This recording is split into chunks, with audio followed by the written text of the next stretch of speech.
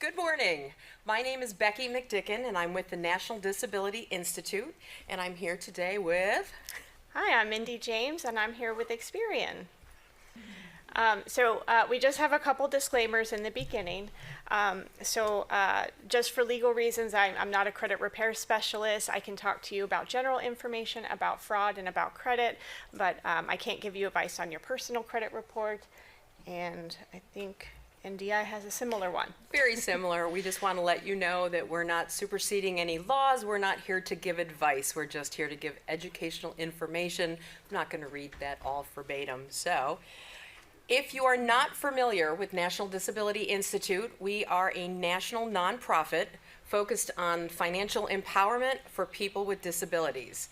We've been in existence for almost 21 years now, and the few things that we do to help this space is that first off, we build capacity of the field. What does that mean? It means we go out and deliver training to financial counselors to understand the nuances of the disability community and their finances. We also go out and talk with disability community professionals about how to teach financial topics. So that's one of the things. Then we drive systems change through innovative models that can be replicated. Right now, we have a project in New Jersey where we're going to be teaching anyone who wants to learn. We'll get you some information. We're going to be teaching anyone who wants to come in September for a 3-day training all about financial empowerment and how to go out and turn that over into your community. So getting people ready to do that. Then we are testing innovative approaches to financial empowerment through some of our projects. We have a great research team you'll see some of the statistics this morning. And lastly, we have a great public policy team that is working in Washington, D.C. to make effective change there. And then one of the reasons we're here this year at Family Cafe is our Financial Resilience Center. This is our website. You can, obviously, the links are live in the documents uploaded to the Family Cafe app. But what the FRC is, it's our website with accurate information, timely, up to date on all financial topics. Well, not all. We couldn't possibly hit them all, but topics that are relevant to you. Anything related to money. So we have a Q&A format that's very easy to follow. We also have a listserv or email. You can sign up and get notifications of our webinars, get newsletters from us. We do not spam a lot, we promise. But if you are interested in signing up, you can come by our booth later, or even Shelby has an iPad that at the end, Shelby's in the yellow or mustard. You can ask her for the iPad and you can sign up right here if you're interested. And this is our agenda for today. So we're going to start with being able to tell the difference between identity theft and scam, and although they're related, they are a bit different. We're then going to go over that data that Becky mentioned, for identity theft and how big of a problem that it is in the disability community. What hasn't changed in respect to fraud, but also we want to go over some of the new things that have been coming out. So you've got the AI intelligence, you've got Bitcoin ATM and crypto. Then, of course, we want to make sure that you know how to protect yourself from those. So the second half of the presentation will focus on protecting yourself from identity theft and scams, red flags to look out for, prevention musts, and what to do if you become a victim. So at the end, we'll have some tools and resources for you and some time for questions. Sorry. Oh, that's okay. Before we go any further, just wanted to make sure that we're all on the same page about two terms you're going to hear a lot today, and that's identity theft and scams. So identity theft is when someone steals your personal information and they use it to pretend to be you. So this could be things like your social security number, your bank account details, or even your driver's license. And they use that information to open up an account in your name. So that could be a credit card, that could be a cell phone plan, or even file taxes to steal your refund. You may not even know that this has happened until it's already done. Scams are a little different though. So a scam is when somebody tricks you into giving your information away, or to send them money. So they might send you an email pretending to be your bank. They might build a fake relationship with you online and then ask for money. Or they might even call you. This actually happened to my mother-in-law. They might call you and say your computer has a virus and they need access to fix it. So here's the key difference. With identity theft, somebody is taking your information without your knowledge. With a scam, they're manipulating you into handing it over. Both are serious though, both are preventable, and that's really what we want to talk to you about today, is helping you recognize those situations and knowing what to do. So who is most at risk? Research consistently shows that there are 3 groups that are targeted more than any others: young adults, senior citizens, and people with disabilities. And like I said, this is actually kind of personal to me. My mother-in-law is a recent retiree. She falls into that second category. And she just literally, like maybe 2 months ago, was clicking on a Facebook ad. Something popped up on her computer, looked like her antivirus software, and she fell for it. So I have seen firsthand that this can happen to anybody. She is one of the most cautious people that I know. So regardless of how smart or careful you are, and it's not about you're doing anything wrong, it's somebody making a deliberate choice to take advantage of you. And there are different reasons why each group is targeted. Young adults are often new to managing their finances and they may not recognize the warning signs. Senior citizens tend to be more trusting or less familiar with newer technology, and people with disabilities are targeted for a number of reasons. Sometimes it's because they rely on others to manage their finances. Other times it could be because they receive government benefits that scammers want to exploit. And sometimes it's simply because bad actors assume that they're more easy to take advantage of. The good news is, though, is that awareness is your strongest form of protection. So understanding how these things happen and knowing what to look for puts you in a much stronger position to protect yourselves and the people around you. So that's exactly what we're going to go through today. So let's look at some of these latest numbers so you can see how big this problem really is. In 2025, the FTC received 5.7 million fraud reports. Of those, 1.4 million were specifically identity theft cases.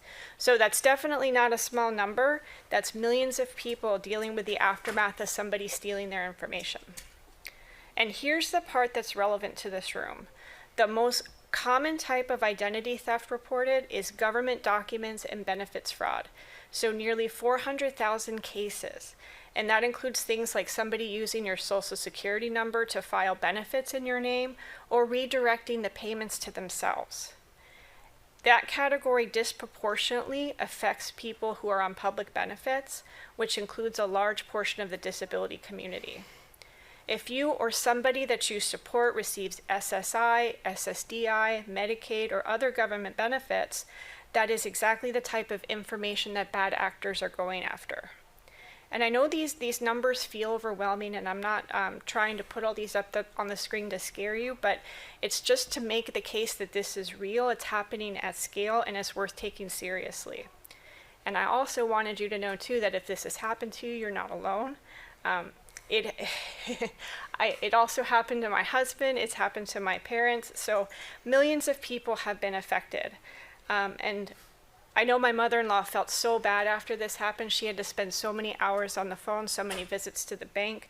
But there's no reason to feel bad about it. These scams are designed to work, and the people behind them are professionals at what they do. What matters is knowing what steps that you can take going forward, and we're going to go through that today. So let's talk about specifically why people with disabilities are at a higher risk. One of the biggest factors is reliance on people to help manage their finances. That could be a caregiver, it could be a family member, it could be a caseworker, or somebody within a circle of support. In most cases, these people are completely trustworthy, but the reality is that when somebody has your access to your social security number, your bank account details, or your mail, there is more opportunity for that information to be misused. Can I interrupt you for 1 second? Absolutely. Can I ask if anyone in this room either knows somebody or has been a victim of identity theft? That's at least 50%. Just last week, my husband is in the financial industry, and one of his clients knowingly gave away through an investment scam $600,000. Oof. Ooh, I goodness don't know if gracious. for anyone who couldn't hear that, $600,000 lost in an investment scam. Yeah. Yep. Yes, ma'am. I would say the person I know that had identity theft was not necessarily anything she did knowingly, but she thinks at the airport someone scanned her purse and she did not have the RFID stuff. Yep. Yeah, the little chips that are in the card. If you walk by an RFID reader and you don't have an RFID protector on your wallet, they can scam your card number. So I interrupt only to point out that most of us know or either know somebody or have been victims. Yes, I ma'am. was wanted by the FBI for murder. Excellent. Oh, okay. Real story. In college. Okay. And they showed up like men in black in the suits, the glasses at my dorm. Oh my goodness. Oh, goodness Somebody gracious. Wow. Murder with my name. That's about the most extreme I've ever heard. Yeah, So it wasn't financial at that point, but yeah, no. I was. okay. Well, thank you. I wanted to get a read on the room. So please continue. I'm sorry. Sure. As we know, they're very common. So these situations can be where somebody is tricked into giving away money or information. It could be a lottery scam, it could be a romance scam, or somebody pretending to be a friend, an investment scam, or a fake job offer. This one was, with the employment scams, are especially worth calling out because I think with COVID too, and that all the focus around remote work, they were sending these fake job offers to people, but you had to pay money to buy equipment. So it was a scam to get you to send money up front. The common thread across all of these is that they're all designed to exploit trust. And people with disabilities are often encouraged to trust the people that are around them, which is normally a completely good thing. But it also means being aware of when somebody is being taken advantage of. So this slide is really important, and it ties back to something we touched up on the last slide, which is the exploitation of trust. So a high rate of credit abuse targeting two groups particular, people with disabilities and then youth in foster care. In both cases, somebody else often has access to their personal information, and that information can be misused. For young people in foster care, this is such a well-known problem that there's now a federal law that requires case managers to start pulling credit reports for young people at the age of 14. And the goal is to catch any of that fraudulent activity early, because in many cases, somebody has already opened an account in their name and racked up debt before that young person can even apply for credit themselves. So if that harmful activity is found, though, that doesn't mean that that person's credit is ruined forever. There's ways to dispute that information, and the case manager in those cases, could help the young person get that resolved. And if you were at our session yesterday, we did give you some information about how you can dispute that information. But if you weren't able to join us and that's applicable to you, come by our booth later. We have it at the end, and I can explain about disputing credit items on your credit report that don't belong to you. So remember, you can also check that for free every week on annualcreditreport.com. We'll have a link for that at the end as well. So let's talk about how identity theft actually happens, because understanding is that the methods is one of the best ways to protect yourself. And there's a lot of common ways. We're going to go through the most common one here first, which is a lost or stolen wallet or purse. And I would add on the RFID example to that as well. So think about what you carry in your wallet. You've got your ID, you've got your credit card, you have your insurance cards, you might have some benefit cards. So if that information gets into the wrong hands, an individual, a bad actor, could have a lot to work with. So this is why we're going to talk about later, about limiting what you carry in your wallet, for day to day. The next one is credit card theft during a transaction. So I think we've all heard about the gas station where they have the little skimmer on the thing. So just like checking that, yeah. But it can also happen online too. So make sure that whenever you're typing your information online, it's got the little lock, in the browser window to indicate that it's a secure website. So because if you enter that in a website that's not secure, somebody can intercept that information and then steal your credit card number. So this next one is frustrating because there's no way to really prevent it, and it's data breaches. So this is when a company that you have done business with before has your information on file. They store, like it could be a store, it could be a hospital, could be a bank, an insurance company, and they get hacked. So you didn't do anything wrong. There's nothing you can really do to prevent it, but because this company had your information on file, it's now exposed.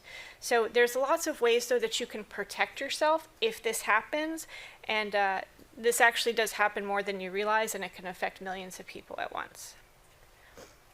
The next one is computer viruses and malware. So these are programs that are designed to get installed on your computer or phone, and it's usually without you knowing. They can record what you type, including passwords and account numbers, and send that information back to whomever planted it. Or in case of my mother-in-law, because it happened when she was browsing around on Facebook, she clicked on a link and a pop-up came up, and it looked so much like the antivirus software that she clicked on it. So always be careful. The next one is phishing, and this is when somebody sends you an email or a text message that looks like it's coming from a company you trust, like a bank or a government agency, and it might ask you to click a link to verify your account or to give a code. That website that you're being directed to is meant to capture your information, and sometimes they're pretty convincing. With AI, they have been able to get some of those websites to look a lot like the real thing. So when in doubt, don't click the link, go to the website directly, get the phone number for the bank or the entity, and call them and verify. The next one is social engineering. So this is when somebody contacts you directly. This is about the scam kind of that we were talking about before. So that could be a phone, that could be a text, that could be social media, and they're trying to talk you into releasing your personal information. Sometimes too, even on social media, have you seen like those they're like little questionnaires, like you get a point for each place that you visited or what's your favorite. They are just trying to collect potential question or potential answers. The results of your quiz. Mm-hmm. Yes, Yep. yes, the results for your quiz. So be careful on those too. They might seem innocent, but they're trying to get your dog's name. For me, that's lots of my stuff. So What's your favorite fruit? Anyway. yes. Healthcare transactions. So when you visit a doctor, a hospital, or pharmacy, oftentimes you share sensitive information like your name, your date of birth, your social security number, and your insurance details. If that information isn't handled or stored properly, it can be stolen. Medical identity theft is a real and growing problem, and it can be especially complicated to untangle. Tax preparation. Filing your taxes. So whether you do it yourself or you go through a tax preparer, it usually requires you to share most of your sensitive information. If a tax preparer isn't reputable, or if the return is filed through an unsecured system, that information can be compromised. In some cases, someone may try to file a fraudulent tax return in your name to steal your information before you even have a chance to file it. So you may not find out until you try to actually submit your taxes, and it comes back saying, hey, we already gave you a refund. So this is one of the most common forms of identity theft when it comes to taxes, and it can happen to anybody. Government benefits. So if you receive SSI, SSDI, Medicaid, or other benefits, your personal information is often in government systems. Scammers know this, so they target benefit recipients specifically, sometimes by impersonating government agencies to get you to confirm your information, and sometimes by stealing that information and trying to redirect your payments. The key takeaway here is that identity theft doesn't always come in some kind of dramatic event. It's not like in the movies. Sometimes it is simple as losing a piece of mail, clicking the wrong link, or trusting the wrong person with your information. But like we said, the more that you understand about how this happens, the easier it is to spot. So let's shift from identity theft to scams. So remember, scams are when somebody tricks you to giving away money or personal information. And here's some common ones to look out for. The first one is lottery. So you get a call, you get an email or a letter saying that you've won a prize or a sweepstakes. Yeah. Well, yay! But if you haven't entered one, chances are it's not real. So if you didn't enter the contest, it's probably not legit. A real lottery also would never call and ask you to pay money to collect your winnings. Online discount scams is the next one. So these are fake websites or social media ads offering products that just seem too good to be true, like either the price is really good or it's going to solve all of your problems. But when you place an order and enter your credit card information, either you never get anything or what you get is a cheap knockoff. And now they have your credit card number. Romance scams. So Can I take this one? yeah, go for it. So, single recently, and was on the dating sites a few years ago, and had somebody approach me, and just perfect fit. And this stuff is getting more sophisticated with AI, and we'll get to that in a minute. But romance scams, especially in the disability community, people are feeling isolated, people are feeling lonely and looking for connection. And I was a victim too, although I didn't fall for it. I knew better. When he said he was going to Nigeria to visit his sick father and needed money, I knew it wasn't real. But the other one, I do want to tell you, this is serious stuff, because there's a story, I think it was either 2020 or 60 Minutes. It was an elderly woman who was feeling lonely, went on the website, swiped right, got matched. The guy ended up taking her for about $100,000. And she felt terrible. Everybody got involved. 6 months later, after he had disappeared, I love you, I need to do this, I need money, disappears. The brother enters the picture and says, hey, he was dating you, wasn't he? And she's like, oh, yes, what happened? And he tells her, oh, he went missing. I'm trying to find him. I need money for a PI, private investigator. She gave up another about $50,000. And it's like, this was this woman's life savings. So please, if you know anyone who's online dating, meet the person first. Don't start sending money. Yes, ma'am. My daughter, and I hope you don't mind this, but she got scammed 3 times, and 2 times from the same person, because the same kind of thing. Like, it was a Discord that he went up, and started saying, oh, I love you and all this stuff. Oh, she comes and she goes at, and then say, oh, it didn't go through. Let's try it again, or let's try a different card and stuff. And each time he was getting money. So then she ended up giving him her password and everything, and her account information. He got into there. He got a check that was there, and came and made that had been deposited for her from an insurance. Came and got copies of that one and deposited many times, so she could have gone to jail, because they, like making it look like that she had been the one to deposit that many times. I had to go and really talk with the bank. Luckily, I found someone who was sympathetic and everything. She lost money, because and everything, but at least they didn't come, and believe that she was the one doing it. They did tell her, we're not doing business with you anymore. And they closed her account. We had to go open a different account. But the thing is, after all of that, he went after her again, saying how sick he was and everything like this. And again, she's very gullible and she's very kind-hearted. So she came and again was giving him money, but this time, because he had done it before, she said, I'm only going to give you $100. Now, I had, because of what had happened before, had left her with only 1 card. So she had that card and it had a very limited amount open for her to come and use. So she came and she, he said, I can only get $25. And then, he's telling her, let's try again, let's do this. But, make payments into it, and then, of course, she couldn't make payments into it because I had control of her account. What I didn't realize is I had paid into her account sometimes because she wasn't making enough in her job and stuff. So I came and I had mine as an external account. So she had given him information to get into her account. So he realized that. Luckily, it only shows the last 4 numbers. But he made a whole bunch of payments from my account into there. no. So he could now had open to buy a whole bunch of Apple cards and stuff like that. Luckily, it happens to be the day that I was going to make payments into my payments. And when I look at my account and I see the money missing, I come and look, and I was able to come and make a whole bunch of phone calls and everything like that. And that time, he only got $20. Okay. But- There's a couple really good tips in there. I don't know if you all caught that, but one, limit accounts. If you've got someone you're working with, living with yourself, as to getting alerts for transactions, things of that nature.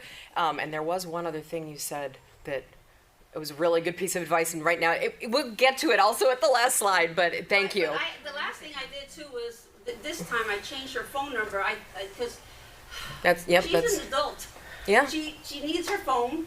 She needs to be able to be on the social media Yep. stuff. So I keep talking to her about it. I said, look, it's like if you open the door to this person into our house and tell them take whatever you want. Right. You know, but she's so kind-hearted. She believes people. Yep. And still to this day, I know that she believes that this guy probably really exists and is sick and needs money and everything like Yep. that, because that's who she is. She's Yeah. very kind. So and sorry she's for everything. And believes Yep. people. That's how she is. That's what But, these people do. They prey on, yep. So I changed her phone number, and trying to do that, my other daughters are, Mom, take away her computer, take everything away. I said, I can't do that to her. Yep. But you can put limits in place and protections in place and stay on top of things, Oh, I think monitoring. maybe you said the fact that I have all her account, you know, like That's her- helpful, Yeah, absolutely, yeah. absolutely. I But keep thought you said monitoring. that you were looking for the Yeah, other keep people. monitoring it. Anyway, thank you for sharing. I do appreciate that. All right, and so now moving on, work from home. Go ahead. Sure. Work from home. So we mentioned this before. Somebody offers you a job that just sounds absolutely perfect, but to get started, you have to pay for training, you have to pay for equipment, or a background check. Or they'll send you a check, they want you to deposit it and wire it back to you. Or back to them. That check bounces and then you're out the money. So with employment being a real barrier for folks with disabilities, these scams can be especially harmful because they exploit a genuine need. We talked about family member in danger and trouble, so I'm going to skip down to government benefit scams. So this, Can I say something about the work from home employment? That one, a lot of times they come in and you start believing it or whatever, and then they send you the WhatsApp, and then they start saying, you know, that they're gonna try a deposit and stuff like that. Those are the kind of stuff that they do, and then yeah. If that's WhatsApp is involved, if not Venmo, Zelle is the one that's a little more, well, they're all okay in their own way, but be very careful. We'll get to that. So hold on. Sorry, we're getting ahead. Go ahead. Sure. Government benefit scam. So this is somebody who calls or emails pretending to be from the Social Security Administration, the IRS, or another government agency. They might say your benefits are being suspended or that you owe money and you need to pay like immediately. Real government agencies, though, they don't call you and demand payment over the phone. If you get a call like this, hang up and call the agency directly using their official number on their website. The next one is utility shutoff scams. So you get a call saying your power, your water, your internet is about to be turned off unless you make a payment right now, and usually that's with a gift card or wire transfer. Utility companies don't operate that way, so if you are concerned, hang up and call your utility company directly. Criminal arrest scams. So this is somebody that's calling and claiming to be law enforcement and says that there is a warrant out for your arrest. They say that you can avoid being arrested by you paying a fine immediately, and that's not how the legal system works. So law enforcement won't call you and ask you to make a payment over the phone. Fraudulent cash apps. So this is when somebody sends you money through a cash app and then asks you to send it back or forward it to somebody else. In a way that's kind of money laundering. The original payment turns out to be fraudulent, it gets reversed, and you are left owing the money. So be very cautious about sending money through apps to anybody that you don't know personally. Disaster relief scams. This is especially in Florida. After a hurricane, a flood, or another disaster, Scammers set up fake charities or relief funds. They prey on people who, need help or people who are affected and looking for assistance. Always verify the charity through a trusted source before donating, and be cautious of anybody reaching out to you unsolicited asking for disaster or offering disaster aid. So the common thread across all of these is pressure. They want you to act fast. They want you to feel scared. They want you to feel emotionally invested. So before you have time to stop and think, they want you to go ahead and take that action and send them money. So if something feels off, it probably is. And it's okay to slow down, hang up, and verify before you do anything. And with that, I'm going to turn things over to Becky, and she's going to walk us through some of the newer threats. Okay, so some of those, what's new? The first thing up there, cryptocurrency. Now, cryptocurrency in and of itself is not a bad thing. People are investing in it. People are making money on it. However, when you're demanded payment via cryptocurrency, that is usually a red flag. There is some kind of scam being perpetrated. Again, most legit businesses aren't using crypto. We may get there someday, but right now that's a huge red flag. So along with that goes those Bitcoin ATMs, which is basically a crypto ATM. There's another, it's a 60 Minutes bit where there was an elderly gentleman at the back of a 7-Eleven pumping money into a Bitcoin ATM. He put $10,000 in cash before the police could get there. The teller did notice something was wrong, called the police. They arrived and they told this gentleman he had to stop. And this is that grandparent scam. He's like, but my grandson is over in Europe. He's been locked up. I need to get them $10,000. So the police confiscated the Bitcoin ATM machine, thinking they would get him his cash back. The company that owns the ATM is like, no, that's our money now. It's in the legal system because this gentleman lost 10 grand. So anything involving Bitcoin ATMs, if you're paying someone you don't know, again, that sense of urgency, it is probably a scam. So that's a big red flag in certain situations. The last thing is, I think I'm I forgot I had a slide for all of that. So anyway, you can see that. Did I miss anything? Can I actually interject something Absolutely. there too? So we mentioned, or I was mentioning before about wiring funds back. Really the goal, or really the red flag with a lot of these is they want you to turn your cash into something else. Because once it goes from, cash or electronic like dollars to another form of payment, it's harder for you to get it back. Wiring is the same thing. Wires are almost impossible to reverse. Cryptocurrency, because now it's in another form of currency, you can't, it's very difficult to get it back. Gift cards is another one. Yes. So very, very tricky to get back. Yep. So we basically have covered most of this, but investment scams is another one where somebody's like, hey, haven't you heard? Everyone's making money on crypto. And again, some of that's legit. Go through a legitimate broker that you know, though. Don't do it from some guy on the street or your cousin Vinny. But what they do, too, is they'll take some of your money, and then they show you great returns on your investment. And then you give more money, and then they disappear. And that's called pig butchering. So be very cautious if something seems too good to be true. The returns on investment, again, this is used in romance scams, but so is good old-fashioned money as well. So, and then blackmail and extortion. This is a fun one that's new. I recently got a very bizarre email. It had a picture of the back of my parents' house, and it said, "Dear Donald," that's my dad's name. Okay, we know what you've been doing on your computer, and if you don't pay up $10,000 via crypto by this date, we're going to go and tell everybody that knows you what you've been doing. Okay, I know my dad, so I'm like, I know this is a scam, but those kinds of things are coming up. They had a picture of my dad's house. I had never heard of that. That was creepy, very creepy. So just when something like that comes through, take a step, take that pause and verify. You can get pictures of houses from street. Yes. Yeah. Yep. At the back of your house? Well, there's a church across the park, like they're in the backyard of a church, so somebody was just in the church parking lot.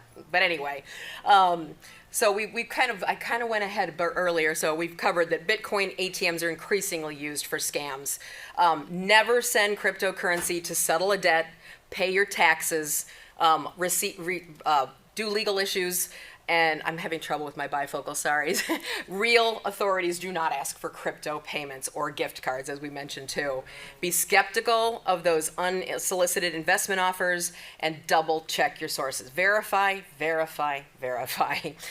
The Federal Trade Commission, FTC, has some great resources on identity thefts and scams that they have a link there. And I do want to mention too, our slides are uploaded to the Family Cafe app. I'll say it again because some more people came in. The links in there should be live, and if they're not, you can certainly reach out. We'll give you our contact information, and we can get you any of these if you need them. All right, the next big thing, AI. Everybody's talking about AI. AI can be a fantastic tool, right? Who's using it for good, not for evil? Excellent. I mean, it can help us write. It can help us polish documents. It can create fake headshots. It can do all kinds of things. But AI is also increasingly being used in scams. So artificial intelligence, voice cloning. This is a creepy one because my parents, I'm trying to tell, they're in their 80s. I've been telling them, stop answering the phone when you don't know who it is. Block the numbers, stop it. Every time you answer. Try to get that yes. Exactly. Can you hear me? Yes. That's a big one. Yes. And then you say yes? And they've got you saying yes. They are doing that. If you say, my dad always goes, what are you selling?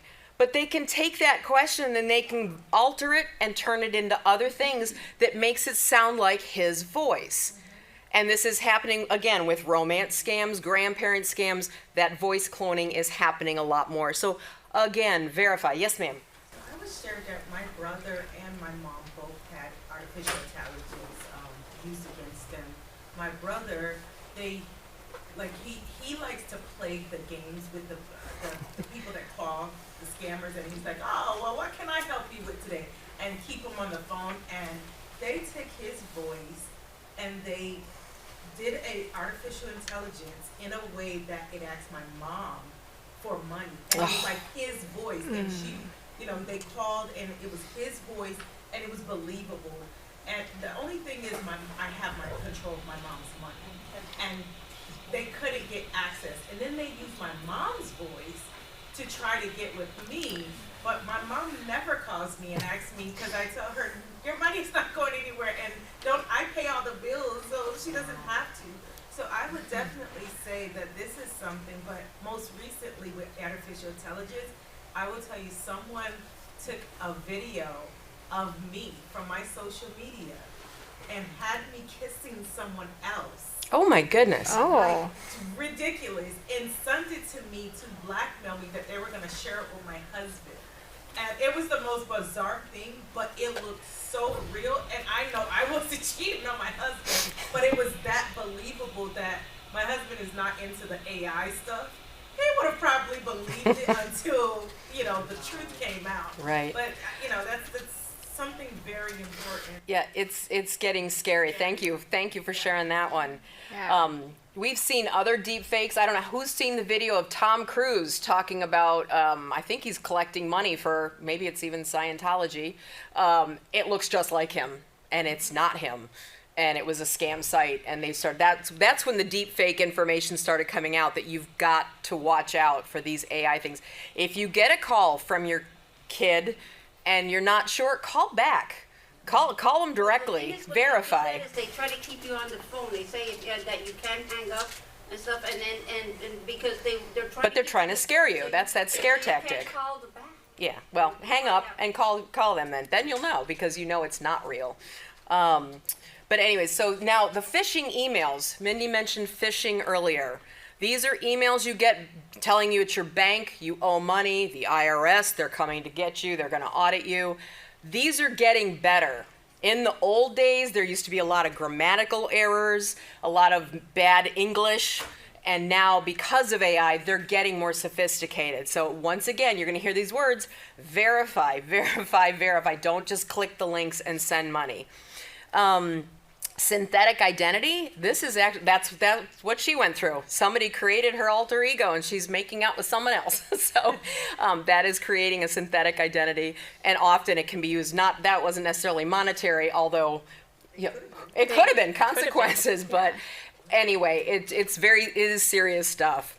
And then again, similar to the other things we talked about, fake job offers, they're just getting more sophisticated, and there's flashy videos and AI people talking to you. So just be cautious. Hit that pause button in your brain and say, does this seem real or not?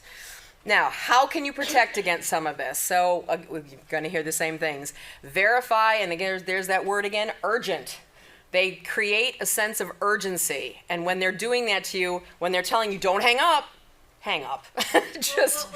They will call back if it is truly an emergency. What I've seen that they've done is that they come and they say that, if you hang up, because they act like they kidnapped your loved one.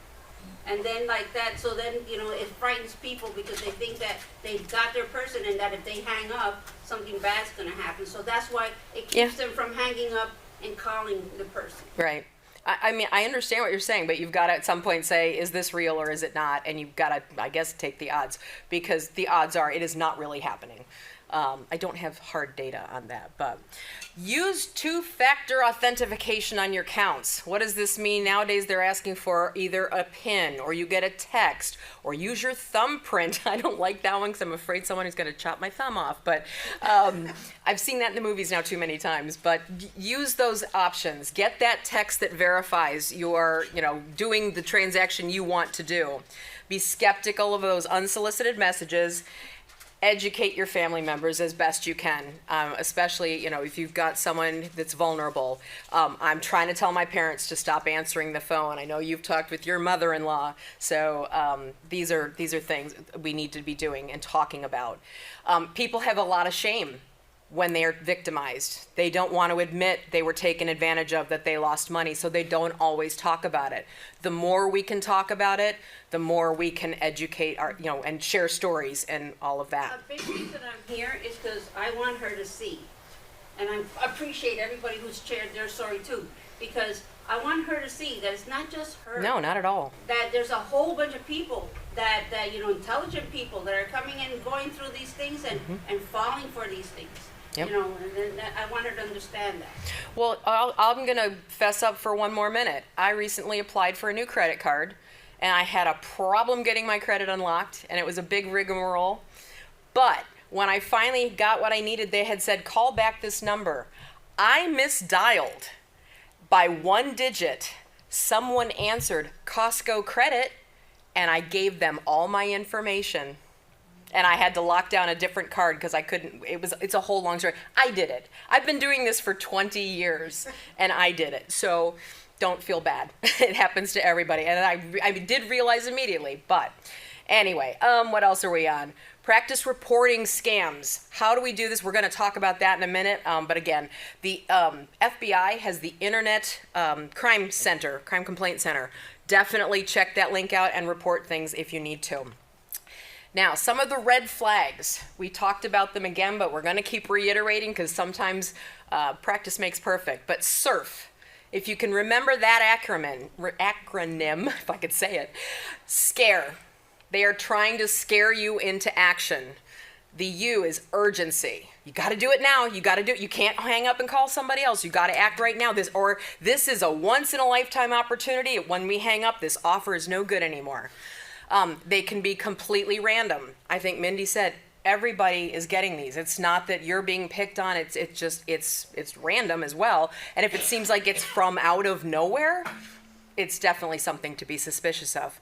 And last, the F is for phishing, which is when they're trying to look legit and get information from you. All right, so some protection musts. Is this you or me? That's me. Okay. So limit what you carry in your wallet or purse. So a common example here is Social Security card. So either memorize the number, or if you don't need it on you that day, don't bring it with you. Freeze your credit, and I would say this is good for everybody. If you're not actively applying for credit right now, you're not going out and getting a new cell phone plan or something, applying for an apartment or buying a car, freeze your credit. You can do it at all three bureaus for free, and make sure that you check it periodically to make sure that there's nothing on there that doesn't belong to you. So I check mine once a month. I think the recommended is at least once a quarter, but once a month is pretty good for you to scan through and see, is there anything on there that is new that you're not expecting? Update your passwords frequently and use a password manager. How many use sticky notes? That's not always the best way. If somebody's in your house for some reason, they can, if they see your sticky note, they've got, Passwords? yes. Oh, no. Yeah. But I have them on my computer, which my son fights with me about, but I come and I do like stuff like, for instance, if I know it's my dog's name, you know, because I use it.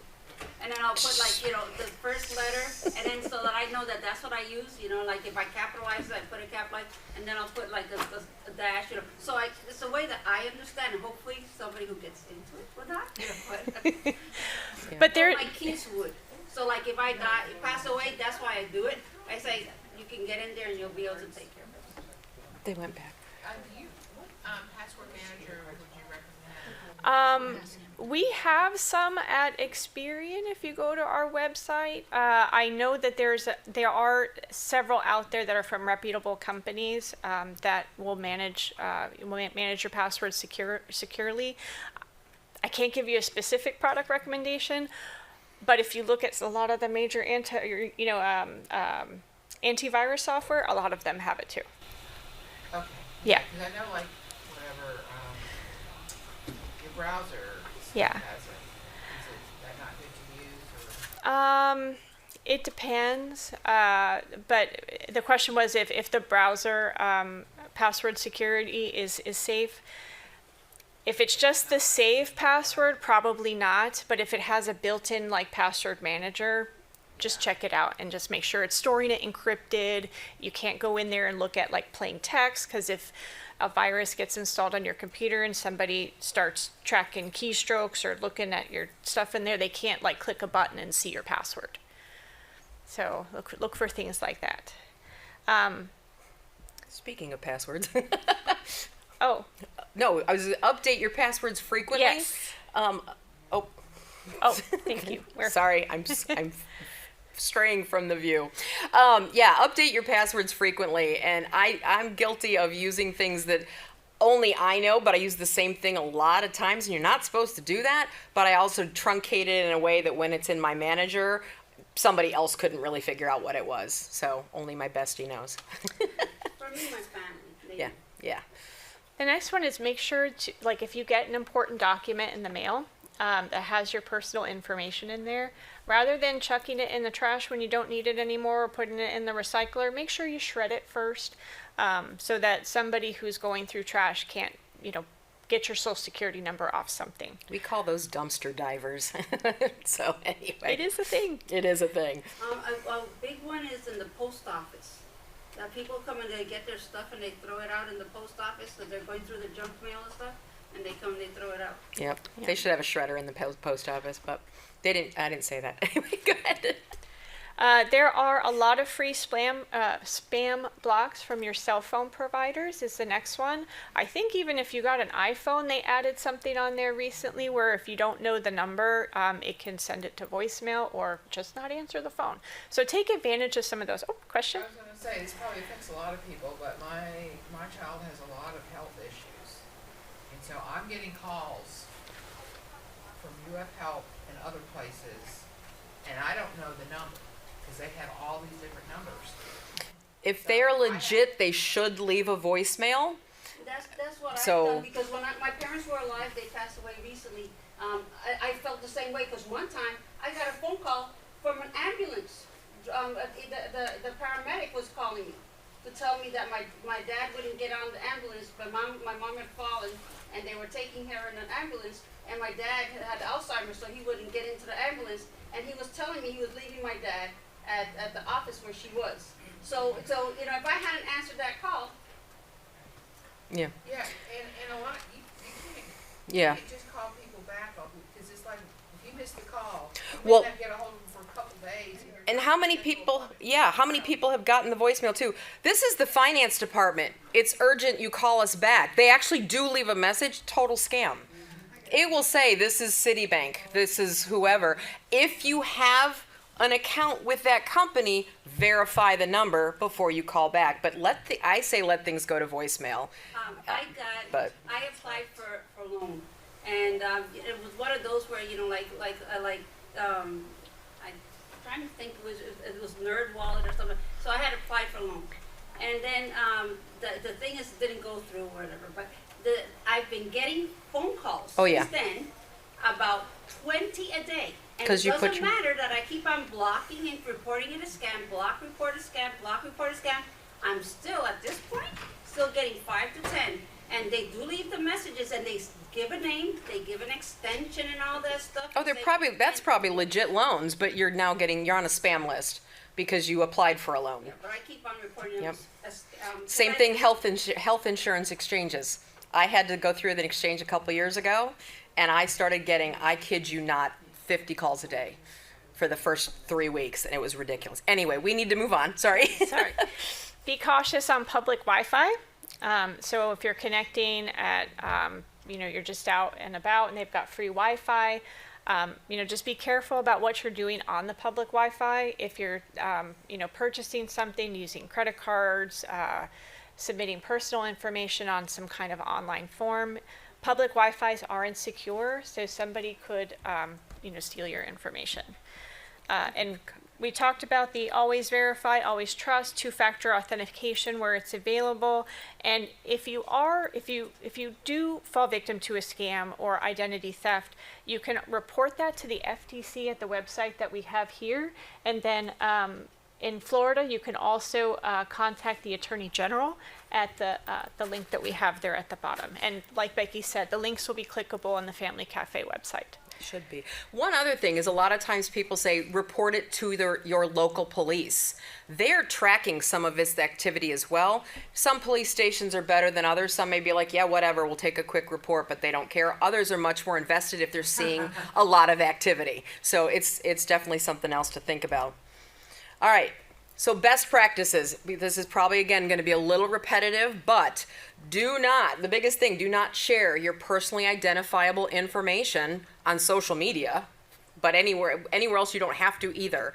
But social media is also, how many people, I'm on vacation, I'm taking a bunch of pictures. People know your house is empty.